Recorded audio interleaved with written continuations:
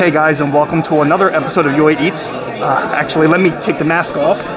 But I'm Yue, and we are at perhaps the most famous Italian restaurant in New York, Via Carota. Via Carota? I never took Italian, I don't really know how to say it. There's lots of famous Italian joints in the city. Not far from here, there's Carbone. And of course, we all know there's Italy here too, although that's not strictly a New York place, but there's two locations of Italy here as well. But this is perhaps the most famous authentic Italian joint, or what people say is a more authentic Italian joint, unless you're Italian American like red sauce, spaghetti and meatball, penne alla vodka joint. And let me tell you, this is a pretty exclusive place to get into.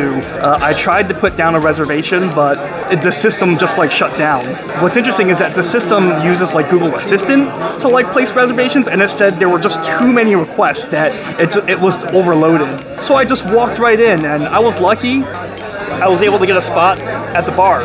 But just look at how many people are behind me in this restaurant. Just this place is completely full. I thought I was even here at an off-peak time. It's almost 3 o'clock. I thought this was off-peak. There's not going to be anyone, but no, it's completely full. You would think it's 12:30 p.m. at any other restaurant. Let's take a look at the menu. So this is the menu at Via Carota. Like many great restaurants, it's not a very big menu, just one page. It's a big sheet of paper, but it's just one sheet. And the back are mostly your wines. I do not drink just out of personal choice, no health reason or religious or ethical or any reason like that. But take a look at this wine menu. Let me know if you guys think this is pretty solid. Pretty extensive wine menu. I would think some of these are probably imported, or maybe many or even most. But we're gonna take a look at these pastas and see how we're gonna net out. I am so uncultured. I'm sorry. I guess with this channel, hopefully I appeal to the everyman, but unfortunately, I do not know what spuntini is. Although I do know what bruschetta is, and the bruschetta, there's two options here. Salted anchovies, very interesting. They got prosciutto. They got cardi fritti. I do not know what this is. Maybe this is a sign that this is a legit spot. Bagna cauda, ribollita. Oh man, I feel like a country mouse in the big city. Verduri, maybe? I presume that these are all vegetables and appetizers.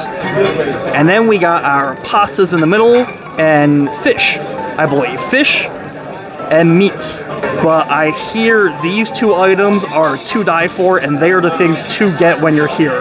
Cacio e Pepe, a simple dish, pretty much just cheese and pasta and not much else, but quickly becoming one of my favorite things to eat, despite its simplicity. It's beautiful in its simplicity. And a pappardelle, wild boar ragu, a more red sauce. Or I asked the server earlier, I asked if that was more of a red sauce, and he said it's more of a brown sauce. So same difference. So let's get those two, a lighter cacio e pepe and the brown sauce wild boar ragu. So let's see if this place truly lives up to all the hype, and if it's hyped up in the West Village, Greenwich Village area, my expectations are a little high, maybe too high. I'll try to temper them, so let's order and wait for our food. Alright, now what is quickly becoming one of my favorite Italian pastas, authentic Italian pastas, the cacio e pepe, or is it cacio e pepe? I've had this at several authentic Italian restaurants. It's creamy, it's cheesy, it's simple. This dish is beautiful in its simplicity.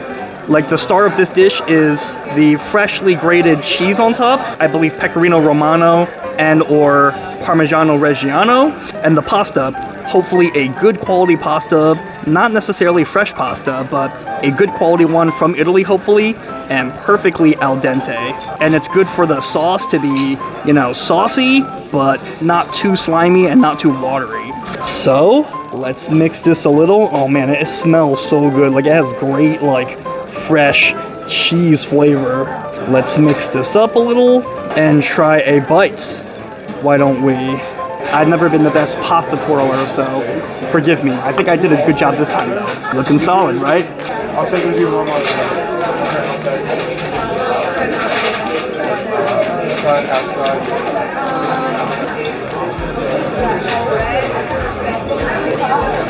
I think I'm getting the hang of this, pasta twirling. Oh. Yeah, there you go. Honestly, this cheese, like, sauce is just the star of the show. It's out of this world.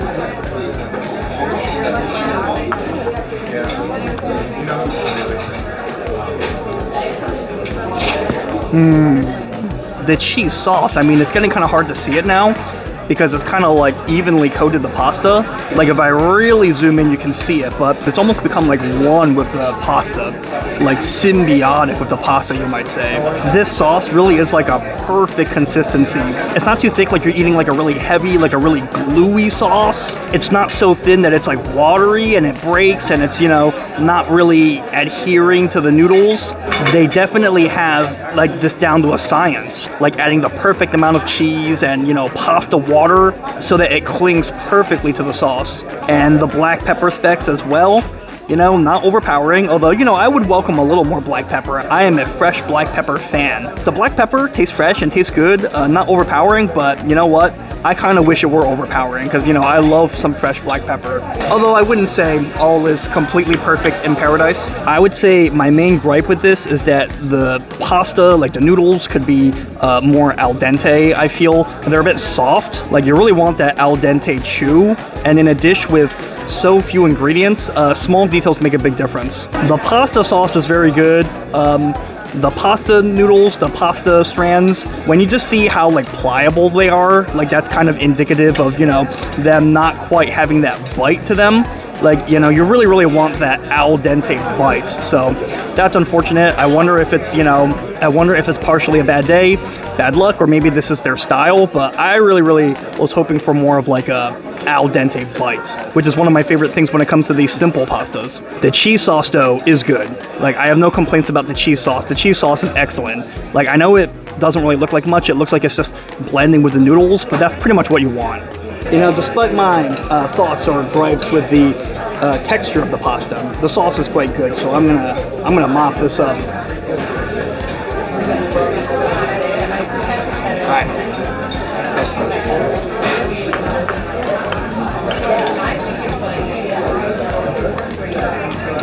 That cheese is out of this world. I want to figure out where in Italy they got that cheese, track it down, and buy like a pound of that stuff.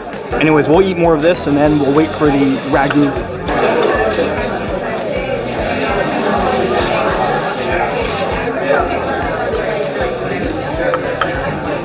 Thank you.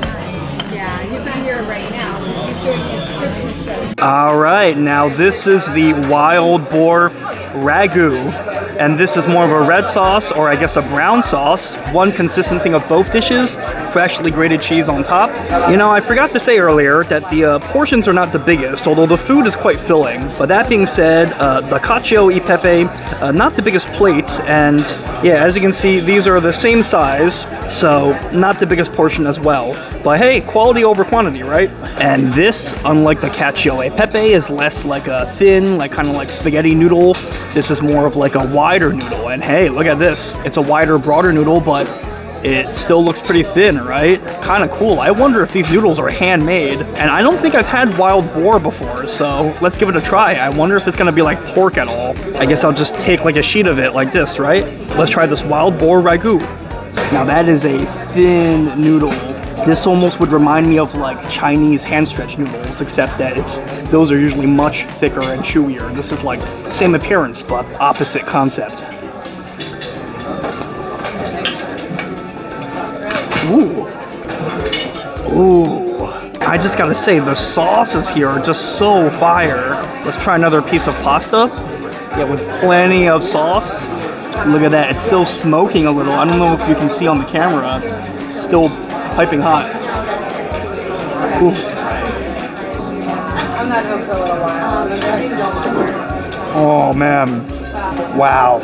Wow, the cacio e pepe, I liked it. I mean, I like cacio e pepe as a dish. You know, no matter any cacio e pepe I have anywhere, I'm gonna enjoy it. Even if it's just a cacio e pepe flavored bagel at Pop-Up Bagel. So I love cacio e pepe and I still clean the plate.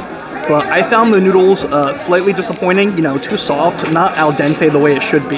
This dish though, complete opposite. The sauce is savory. It's got this flavor that I'm just not accustomed to. It's got that rich savory flavor, and I've never had wild boar before, but I presume that wild boar is that killer ingredient that's making this really taste unique. And I detect some wine in this, I think maybe white wine or red wine, but it definitely has like a alcoholic taste to it. Not a strong alcohol taste. I mean, I'm sure the alcohol's been cooked out, you know. You're not gonna exactly, you know, get drunk off of this, but you definitely taste the alcohol in it. And I wasn't sure what to think at first at the thinner pasta and noodle. Like I said, this looks just like a hand-pulled noodle for Chinese food, and I like those noodles to be chewier and stretchier. So this looked kind of paper thin, and you know, I was a little bit not necessarily on board with that, but I think that was the right choice because this is just so thin that, like, in a way, like, it kind of just acts as like a vehicle for the sauce. It's not like you're chewing the noodle and, you know, the star of the show is the noodle and the sauce is just like Robin to the noodle's Batman. Because this noodle is more pliable and thin, the sauce really is the star, and the noodle is just like a sponge almost to eat the sauce with. Like a delicious slide, you know, to just slide that delicious wild boar ragu meat into your mouth. Just look at how thin this pasta is. I've never had wild boar before. This will be my first time trying a chunk of wild boar. Oh, look at it, just completely coming apart. I thought I was gonna be able to pick it up in one stab. I guess that will have to do. Look at that. It's like a beautiful, like, braised piece of meat. Braised and slow cooked so soft. It kind of reminds me of beef bourguignon. Yeah, I haven't been. Okay, earlier I thought that they added some wine into the sauce, and you know, maybe they did. I mean, odds are they did, but now I'm starting to wonder if that wine alcoholic taste was actually the gamey flavor from the wild boar. Like, this wild boar has like a bit of a sour flavor, and I think it's from the gaminess from it being wild game meat. Very, very delicious. It does kind of remind me of beef bourguignon, to be honest, although of course not tasting like beef. Like, the texture is like beef bourguignon or like soy sauce braised beef, if you know that Chinese dish, but it just tastes like a whole different protein, like one that you caught with like a bow and arrow or something, and I don't know how to explain it. You just gotta try it. It's like gamey and sour, but in all the best ways, and the sauce is no doubt amplifying it. We are going to knock this out. I told myself I wasn't going to eat 2 bowls of pasta, too many carbs. Trying to, you know, watch my weight in 2024, which is difficult on this channel. But I'm going to knock out more of this, and then we'll share some final thoughts outside. Why don't we? I'll take the check whenever. Hang on. Got a piece of meat on this noodle.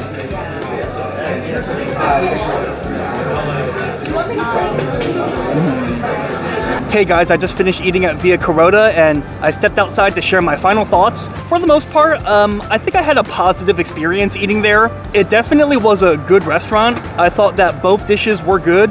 I thought that the wild boar ragu was especially very good. The cacio Pepe was less good, but, you know, still solid. Now, my verdict is that Via Carota, it was a good restaurant, very solid, not super cheap, but normal prices by West Village, Greenwich Village area prices. But I think compared to all the other great Italian restaurants in New York, particularly my favorite so far, L'Artusi, I felt like they were within the same tier, and if anything, I probably preferred L'Artusi. At least the white pasta I definitely preferred. That was L'Artusi spaghetti is just spectacular. L'Artusi may have good reviews, but Via Carota is really, really hyped up. Like, a lot of people consider Via Carota to be the best Italian restaurant in the whole city, hands down, especially when it comes to authentic Italian joints. So I would say it wasn't worth the hype, but not because it was bad. I really, really want to hammer that home. Just go in with more neutral expectations. But anyways, that's going to be it for this video. I hope you guys enjoyed watching it.